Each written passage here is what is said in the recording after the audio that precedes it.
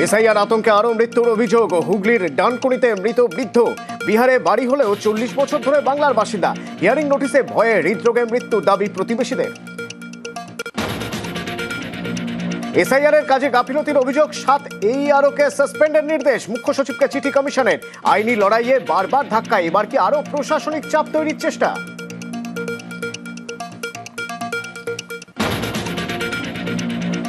গাফিলতির অভিযোগে ফের কমিশনের শাস্তির কোপ। 7 AERO-কে সাসপেন্ডের নির্দেশে রাজনীতির তরজা। আজকে প্রমাণ হচ্ছে যে নির্বাচন কমিশন বিজেপির অঙ্গুলি হেলো না, এই নোটিশগুলো জারি করছে শুধুমাত্র রাজ্যের যারা ইআরও, ডিএম, এসডিও র্যাঙ্কের অফিসার, বিডিও র্যাঙ্কের অফিসার, তাদেরকে বিজেপির কথায় চাপে রাখার জন্য। ইলেকশন কমিশনের যে 13টি গাইডলাইন আছে তাকে সম্পূর্ণরূপে ভাইলেট করেছেন এরা।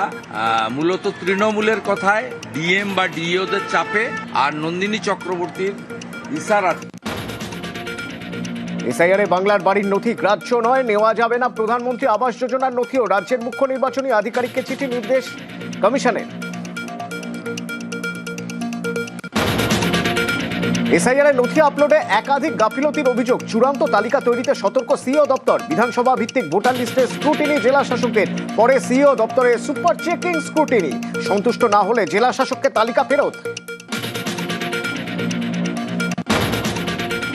বাংলায় ভোট উত্তাপ। ফের রাজ্য সফরে অমিত শাহ। বুধবার বঙ্গে আসছেন কেন্দ্রীয় স্বরাষ্ট্রমন্ত্রী। যোগ দেবেন মায়াপুর ইসকনের অনুষ্ঠানে।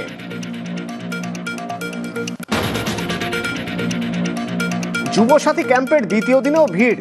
ন্যূনতম মাধ্যমিক পাস 21 থেকে 40 বছর বয়সী বেকারদের মাসে 1,500 টাকা ভাতা। প্রথম দিনেই প্রায় 5.5 লক্ষ আবেদন।